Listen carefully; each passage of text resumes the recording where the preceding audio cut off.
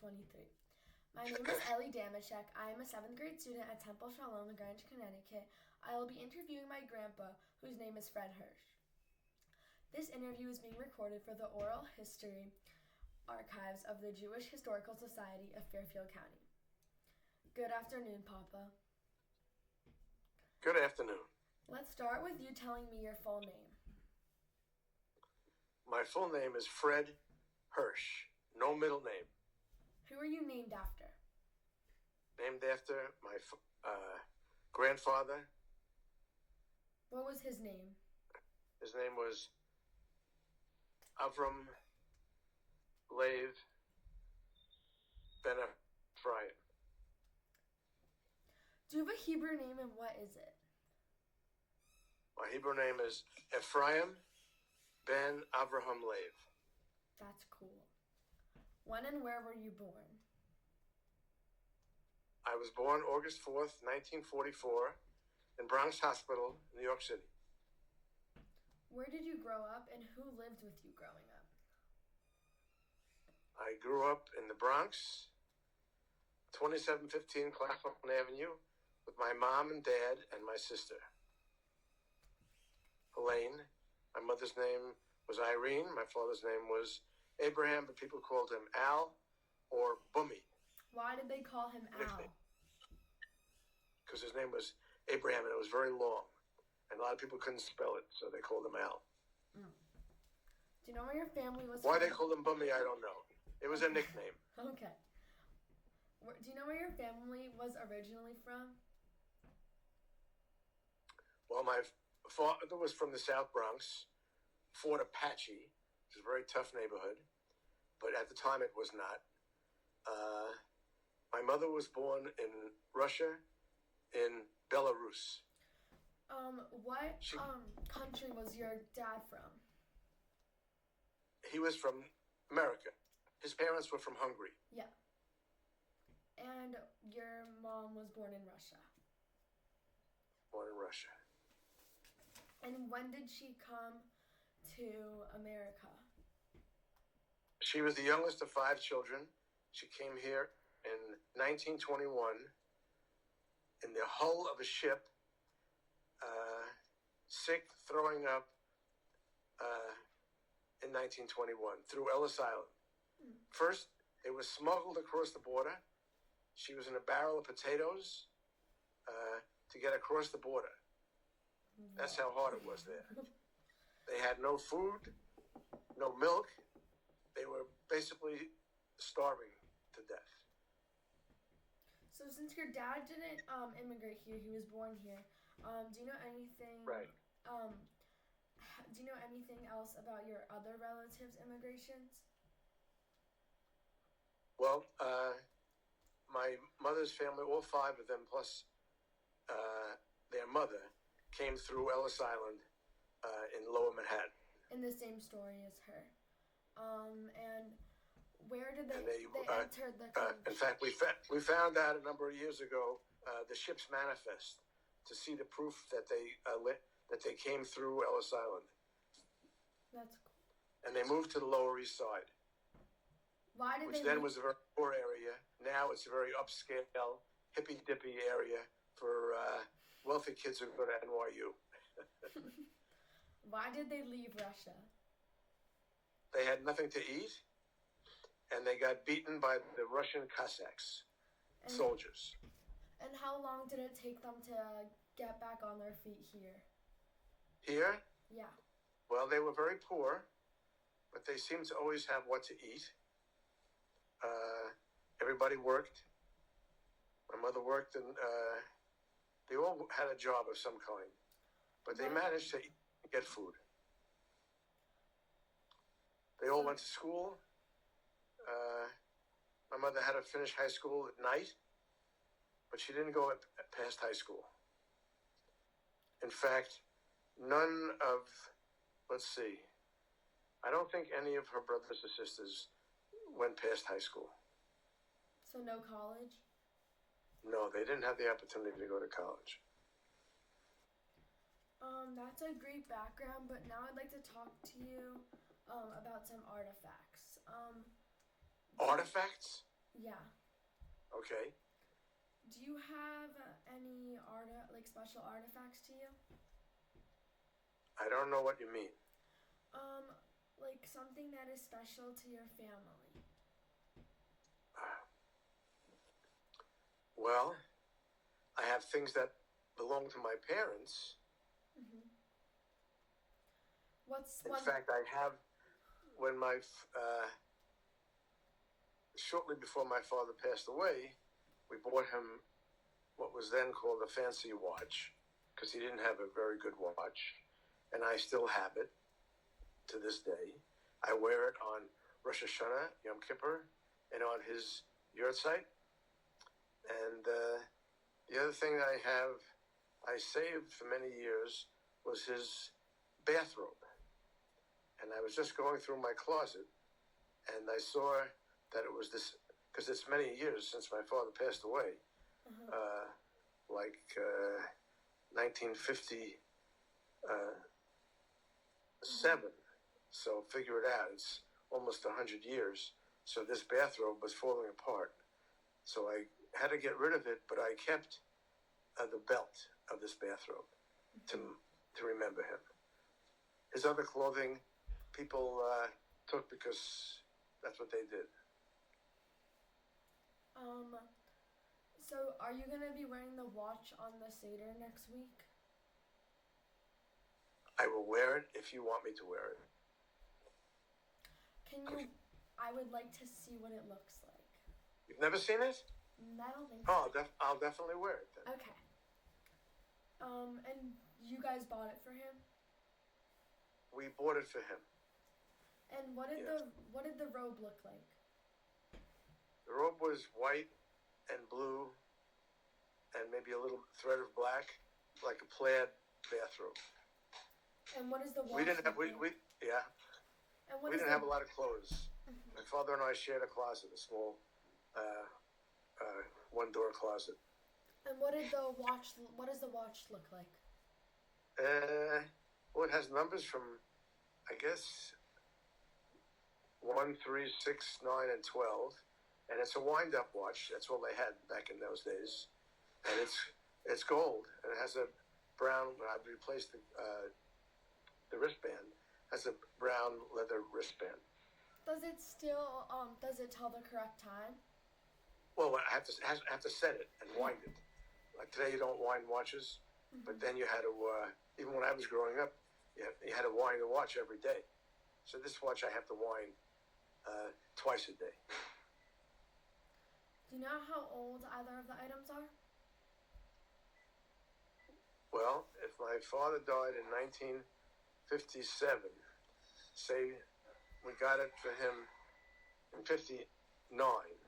Say we got it from in 57. So 57, 1957, 67, 77, 87, 97, 107, 117, 27. So it's like 70 years old. Like just around like 65, 70. Like 65 years old. And do you know how old the bathrobe is? Because, yeah. Probably even older than that. And now I'd like to ask you a few questions about your life growing up. Okay. What was it like? Can you describe your childhood home, neighborhood, and then your friends and family?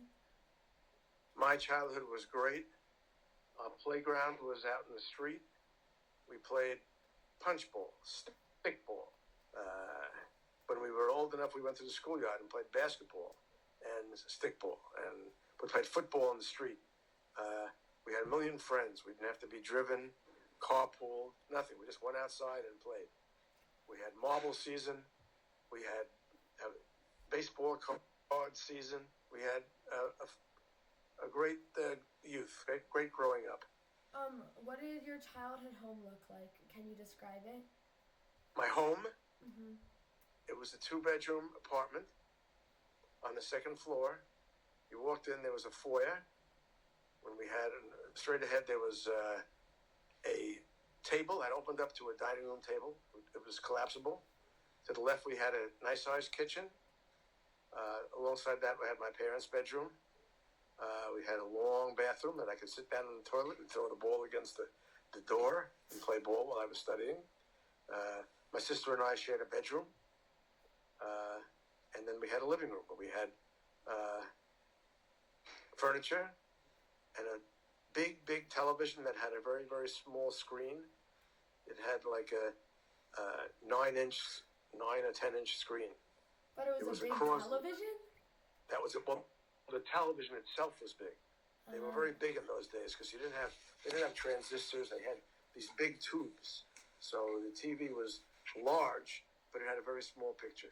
And we all had to sit right in front of the television, otherwise we couldn't see it. So we wore out the carpet. How did your parents make a living? My father was a furrier. What's that? He examined furs. Like minks and fox and Persian lamb. And my mother was a bookkeeper. She kept the books for different companies. She had a few jobs over the years. For a while, she used to leave her job in June so that she could work in camp, so we could afford to go to summer camp during the summer. Now I'd like you to pick a Jewish holiday and describe how you and your family celebrated it when you were a child. Just one. A Jewish holiday? Well, I would say we celebrated Rosh Hashanah and Yom Kippur pretty much with equal importance. How did you celebrate Yom Kippur? Yom Kippur? Once I was about 12 or 13 years old, I fasted the whole day. I thought it was pretty amazing. But my parents and my sisters started fasting before me. Obviously, my parents always fasted. My sister fasted. She was 3.5 years older than me, is 3.5 years older than me. And we went to an Orthodox synagogue where we sat, the men and women sat separately. So during Yom Kippur, if you get a little lightheaded, the men would walk around with what was called snuff. I think it was a kind of a drug that they would take and put it up in their nostril, and it would clear, and take a deep breath of it, and it would clear their heads. Oh, okay. I tried to find it. I could never find it. I think it's a controlled substance. When you were a teenager, you had a bar mitzvah, right? Yep. Can you explain what that was like and what was most important to you about it? What was most important to me? Well, because it signified me becoming a man. We went several afternoons a week to the back of the synagogue with the Reverend Kushner, who was the chief gabbai of the temple, and he would teach us the verses. We didn't learn the notes. He sang a few words, and we repeated it. He sang a few more words, and we repeated it. And we eventually learned the whole Haftorah. In fact, we had so many kids in Hebrew school because in the Bronx we had apartment buildings. So I didn't have a lot of kids in my building. We only had 2 or 3, but we had like thousands of kids who went to our synagogue. So we had to double and triple up for bar mitzvah dates. We had so many children. Yeah. So we shared the bar mitzvah portions. What's a special... Alan, one of the names of the boys I was bar mitzvah with? Sure. Alan Perla and Stephen Steckel. Awesome. I know. What traditions from your childhood have you been passing on to your children and, like me, your grandchildren? Well, I try to teach them to respect their elders, not to be careful with money, how important it is to respect their friends, and to do unto others as you would have others do unto you. The golden rule. Same thing that your parents tell you. Yeah. When you were around my age, what was your favorite like radio or television program or movie? And you were saying like you and your family would all go around the TV. What did you guys normally watch? Well, my father and I liked to watch the Friday night fights. Fights used to be on TV on Friday nights, and there was a TV show called Sergeant Bilko, which was about you probably could Google it and see. It was about a sergeant and his whole battalion, his whole squadron, and how this guy was a gambler and a conniver, but it was a very funny comedian. Phil Silvers was a very funny comedian. So did anyone in your family serve in the military? No, my father, when he was eligible to go to World War II, my sister was already born, and I was on the way. Oh, so he couldn't. So he didn't go. He was not. He didn't have to go. But you were a dentist in the war, right? In a war, right? There weren't? You were a dentist in a military. I was a dentist, yeah. I was a dentist during the Vietnam War. Cool. But I was in Oklahoma. How did you meet Rara? I met Rara at a mixer in Boston. We threw these big parties in the dorm, and we would advertise to come meet a rich dentist who made $30,000 a year. And the girls came in buskers, and I saw Rara dancing with somebody else. Ugh. And I couldn't get near her. She was so busy with this other guy. Now the story, we disagree on the story. She said she came up to me and asked me for a match for her cigarette. I walked over to her and asked her for a light for my cigarette. But anyway, I got her phone number or address. She didn't have a phone because it was the beginning of the school year in Boston. There was a rush on telephones, so we didn't have a phone. There were no cell phones then. So the next day, or the day after, I came to visit her in her apartment, and she didn't really recognize me at first, but then she did. And whenever I wanted to see her, I couldn't call her, so I'd have to go to her apartment. Yeah, so I'd have to go to her apartment, which was about maybe half a mile away. But I had a car then in my third year in dental school, so I would drive over there. Wow, and, you were really committed. Well, yeah. Well, look at Rara. Okay. She was sweet and a stunner. Okay. And as soon as she met me, she said to her mother, "I met the guy I'm going to marry." True. What did you do to make a living after you finished school or after you got married? You were a dentist, right? First I was a dentist in the Air Force. I made a whopping, I think $11,000 or $14,000 a year, and that was a lot of money, being in the Air Force.